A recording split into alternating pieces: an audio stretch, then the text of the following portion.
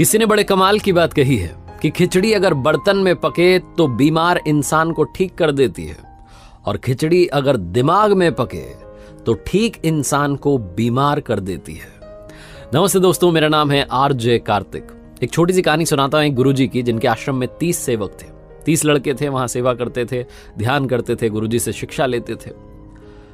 एक सेवक जो था, उसकी बहन की शादी आने वाले कुछ महीनों में थी, और वो बार बार गुरुजी को जाकर के कहता था, गुरुजी आपको चलना है, शादी में चलना है, आशीर्वाद देना है, और मुझे छुट्टी भी देनी है, मैं थोड़े दिन जाऊंगा।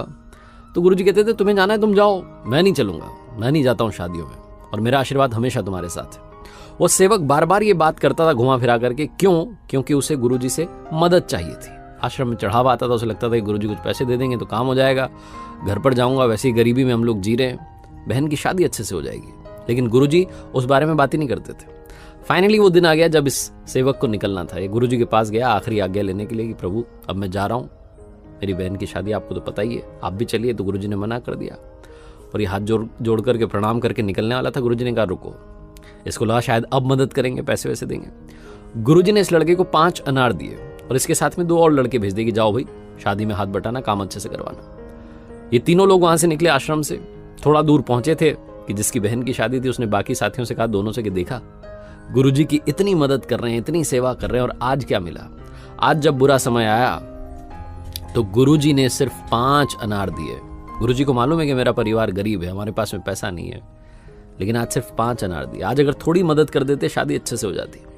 इसी सब बहसबाजी में वो कह रहे थे शिष्य कि नहीं, गुरुजी ने कुछ सोच करके दिया होगा, सब अच्छा होगा, तुम चिंता क्यों करते हो, अच्छे से शादी होगी। वो चले जा रहे थे, एक गांव में पहुंचे।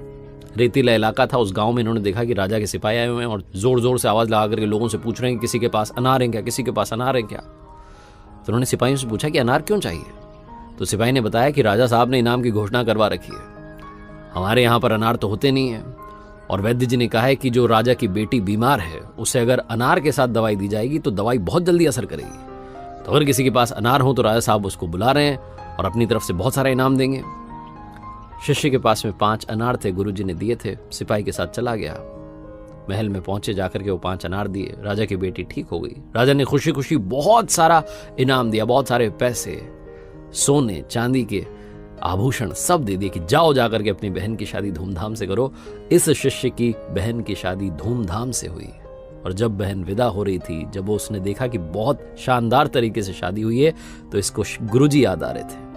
इसे अपनी वो बात याद आ रही थी जो उसने गुरुजी के बारे में कही थी, गुरुजी हमारे बारे में सोचते नहीं है, 5 अनार दिए हैं। छोटी सी कहानी है, लेकिन इसका सार ये है कि हमें जिसने यहां भेजा है, उसका प्लान हमारे प्लान से बहुत अच्छा है। जरूरत है सिर्फ उस पर भरोसा करने की। जिस दिन आपने उस पर भरोसा कर लिया, उस दिन चीजें अपने आप सही होने लग जाएंगी। तो मन का हो तो अच्छा, ना हो तो और अच्छा, क्योंकि फिर उसके मन का होता है, और वो कभी किसी का बुरा नहीं करता। एक बार फिर से वही बात जो अक्सर आपसे कहता हूं, कर दिखाओ कुछ ऐसा कि दुनिया करना चाहे। आप